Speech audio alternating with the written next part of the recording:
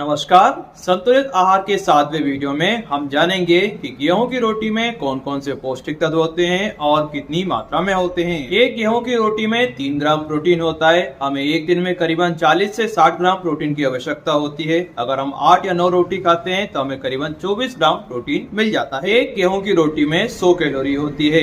एक सामान्य व्यक्ति को एक दिन में अगर सामान्य कम करना है तो करीबन 1800 से लेकर 2200 कैलोरी की आवश्यकता होती है। और अगर हमें डाइटिंग करना है तो 1300 से लेकर 1500 कैलोरी चाहिए रहती है एक दिन में। और अगर हमें बहुत ज्यादा काम करना है, स्पोर्ट्स एक्टिविटी करना है तो एक दिन में करीबन 2500 से लेकर 3000 कैलोरी की आवश्यकता होती है। अगर हम शाकाहारी हैं तो एक दिन में हमें 50% कैलोरी रोटी से लेना चाहिए। बाकी की कैलोरी हम दूसरी चीजों से ले सकते हैं। गेहूं की रोटी में 10% कैलोरी प्रोटीन से रहती है और हमें एक दिन में 10 से 15% कैलोरी प्रोटीन से चाहिए होती है। मतलब गेहूं की रोटी से जो प्रोटीन से कैलोरी का प्रतिशत है वो हमें आराम से मिल जाता है। एक गेहूं की रोटी में 3 ग्राम फाइबर होता है। अगर हम तेल और घी का उपयोग करते हैं तो हमें एक दिन में करीबन 40 से 50 ग्राम फाइबर की आवश्यकता होती है। 8 रोटियों में 24 ग्राम फाइबर होता है। बाकी का फाइबर हम दूसरी चीजों से जैसे सलाद, दाल, सब्जी से ले सकते हैं। एक गेहूं की रोटी में 1 मिलीग्राम आयरन होता है। परिवार में सब स्वस्थ रहें इसलिए सबके खाने में कम से कम एक दिन में 10 मिलीग्राम आयरन होना चाहिए। कई बीमारियों से बचने के लिए और हीमोग्लोबिन की कमी दूर करने के लिए हमारे खाने में आयरन होना बहुत जरूरी होता है।